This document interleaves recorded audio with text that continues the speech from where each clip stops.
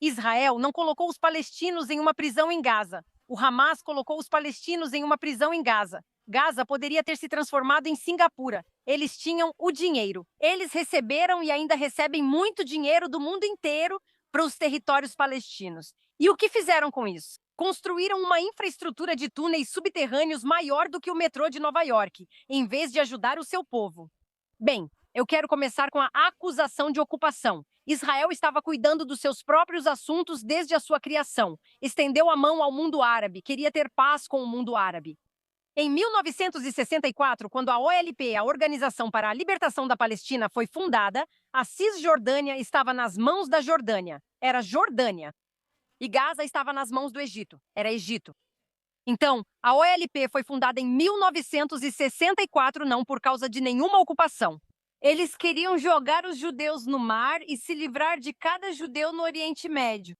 Israel tentou repetidamente. O único motivo pelo qual os palestinos perderam em 67 e perderam Gaza e a Cisjordânia é porque eles anteciparam um ataque contra Israel. E várias vezes Israel tentou fazer as pazes com eles. Em 2000, Ehud Barak ofereceu a eles 97% dos territórios de volta, e eles recusaram repetidas vezes. Em 2005, quando Israel se retirou de Gaza, eles disseram: ok, vamos dar a vocês seu próprio Estado. Vamos dar a vocês seu próprio território. Israel removeu à força seu próprio povo, lutando contra as forças de defesa de Israel, tirando-os de Gaza. Não só removeram as pessoas, eles também retiraram os ossos de judeus mortos dos cemitérios, porque sabiam exatamente o que os palestinos fariam com os cemitérios. Então, em 2005, quando Israel se retirou de Gaza, não havia um único judeu vivo ou morto em Gaza. Eles entregaram a chave para eles e disseram: ok, ótimo, agora construam seu próprio lugar. Vocês são independentes. Eu conheço pessoas que Israel até deixou para eles as estufas. Israel exportava 50 milhões de flores para a Europa em 2004 vindas de Gaza.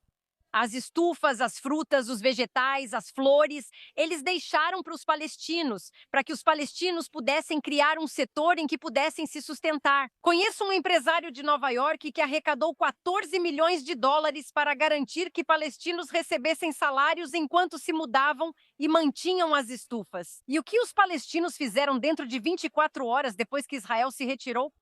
Eles não só destruíram todas as sinagogas judaicas da região, como também destruíram as estufas, arrancaram os canos e até roubaram o cobre dos canos. E então fizeram uma eleição.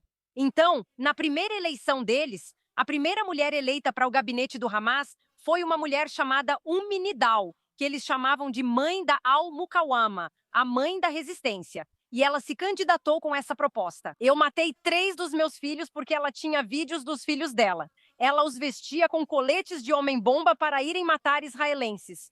Ela disse: já entreguei 3 pela causa. Tenho mais 7 para dar. É por isso que ela foi eleita. Então, essa é uma eleição democrática para o Hamas.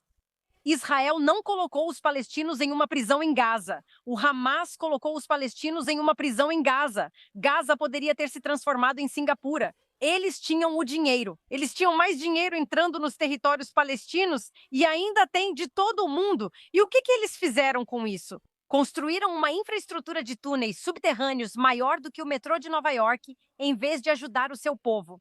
Então, aqueles que gritam sobre a ocupação, os palestinos trouxeram isso para si mesmos repetidas vezes. Você concorda que os palestinos devem ter os mesmos direitos humanos que todos? Com certeza, todos são iguais aos olhos de Deus. Como eles podem fazer isso? Ok, mas é o seguinte: Brigitte Gabriel, sobre a ocupação, me impressionou muito o início da resposta ao 7 de outubro e muito rapidamente Israel conseguiu abrir ou fechar o fornecimento de energia, de água e de comida, etc. Isso só é possível se você estiver efetivamente ocupando outro país. Caso contrário, você não consegue fazer isso. Então, Israel tem esse controle sobre Gaza e sobre as pessoas que vivem lá, o que, para mim, não garante a essas pessoas os mesmos direitos humanos que os israelenses têm. Isso é inegável, porque se eles não tivessem esse controle, não poderiam ligar e desligar a energia ou o fornecimento de água. Mas por que Israel chegou a esse ponto? Em 2005, eles entregaram tudo e saíram. Houve até brigas entre israelenses, pois alguns discordaram. Não queriam, então não me entenda mal. Acho que o Hamas desperdiçou todo o dinheiro recebido e tem sido inimigo do próprio povo. Quando o Hamas agiu em 7 de outubro, sabia que estava condenando milhares do próprio povo à morte. Eles tinham consciência disso, certo? Então eu acho que o Hamas tem que sair. Eu acho que Netanyahu também tem que sair, assim como seus ministros radicais de direita que falam de forma genocida. Nada disso trará paz. Mas quero te perguntar, Brigitte Gabriel, sobre as alegações de Locke sobre o 7 de outubro, ele diz que houve uma diretiva Hannibal, que tem sido muito especulada. Harit afirma que encontraram evidências de sua existência. As forças de defesa de Israel nunca reconheceram a diretiva Hannibal. Mas é possível, na confusão da guerra naquele dia, que algumas das baixas tenham sido causadas pelo fogo israelense. Nós não sabemos disso. Mas Locke quer que as pessoas acreditem que centenas e centenas de pessoas que morreram naquele dia, do lado israelense, foram mortas por Israel. Não acredito, não foi comprovado. Se eu tivesse que escolher entre acreditar na narrativa do Hamas, que controla o Ministério da Informação, ou nas Forças de Defesa de Israel, acreditaria nas Forças de Defesa de Israel, pois já morei em Israel como libanesa. Tive uma casa no Líbano, outra em Israel e meu namorado morava na Cisjordânia. Na época, eu era jornalista. E sabendo como as forças de defesa de Israel operam e como o exército israelense atua, eles seguem regras. Eles não inventam informações como o Hamas faz. Quando você está no meio das coisas, como em 7 de outubro, muitos não sabem o que realmente aconteceu ali.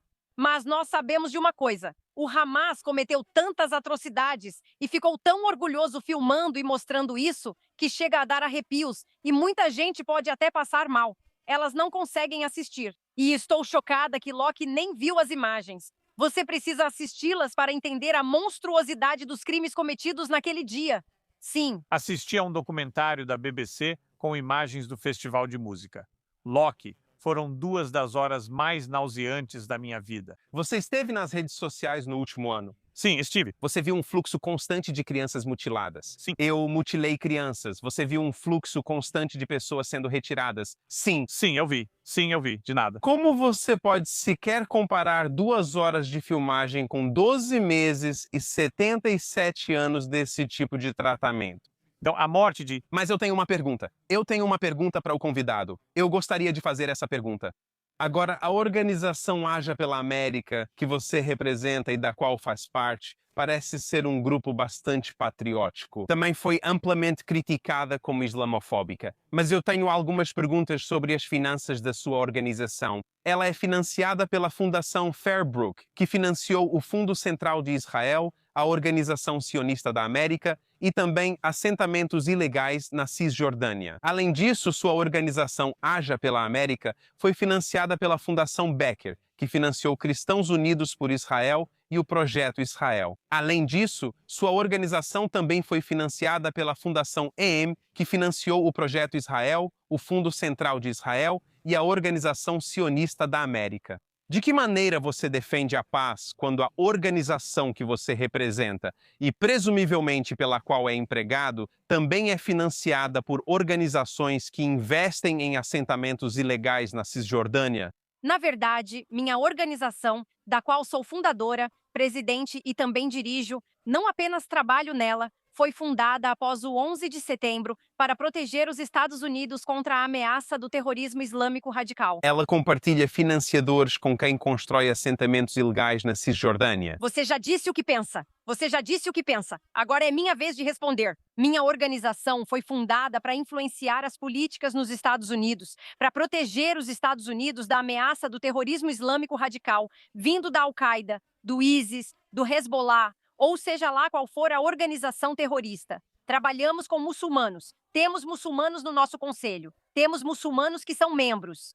Em todas as conferências que realizamos, sempre tivemos um palestrante principal que é muçulmano e que fala. Você não está respondendo à minha pergunta.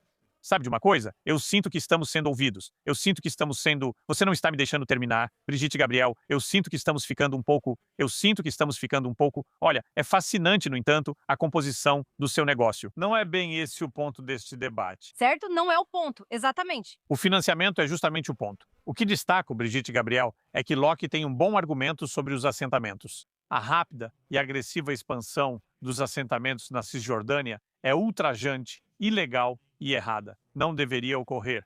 Por que está acontecendo? Desculpe, seu áudio falhou. Está falando dos assentamentos na Cisjordânia? A expansão no último ano dos assentamentos na Cisjordânia foi ultrajante. Olha, existe uma ala radical dentro de Israel que quer expandir os assentamentos. O que isso tem a ver com o financiamento do que estamos falando? Eles se organizam e são americanos que apoiam financiar a proteção dos Estados Unidos, não de Israel. Maurice é dedicado a proteger os Estados Unidos. Não, nós temos os documentos. Nós temos os documentos. Eles financiam assentamentos. Vamos voltar para o panorama geral. Então, Brigitte Gabriel, você condena a expansão dos assentamentos no último ano na Cisjordânia? Diga isso de novo. Você condena a expansão dos assentamentos na Cisjordânia no último ano? Sim. Sim, eu condeno. Acho que eles estão exagerando com os assentamentos. Acho que alguém precisa reavaliar como estão lidando com os assentamentos e como eles estão ok. Ótimo. Então, então isso é bom. Loki, você condena o que o Hamas fez em 7 de outubro? Eu tenho uma pergunta para você. Bem, espera aí. Pare de fazer perguntas por 1 minuto. Eu vou responder sua pergunta em 1 segundo. Ela admitiu que condena isso. Não. Ela condena a expansão dos assentamentos. Ok, tudo bem. Ok. E essas pessoas também têm. Em algum momento você vai... Mas em algum momento, você vai responder algumas das minhas perguntas. O que eu já fiz. Ok, você condena o que o Hamas fez? Você já me perguntou isso. Não diretamente. Você não respondeu. Não vou condenar pessoas com base nos pontos mencionados pelo exército israelense. Mas eu tenho uma pergunta para você. Você não condena assassinato em massa. Eu tenho uma pergunta para você. Você não condena assassinato em massa. Obviamente, eu condeno assassinato em massa. Você não vai condenar isso quando é o Hamas que faz. Você menciona um contexto político específico sobre o qual as informações que eu... Estou falando sobre o massacre de pessoas em 7 de outubro. Pelo exército israelense. Veja, isso é simplesmente absurdo. Então eu tenho uma pergunta para você. Acho que você perde sua credibilidade quando diz isso. Eu tenho uma pergunta.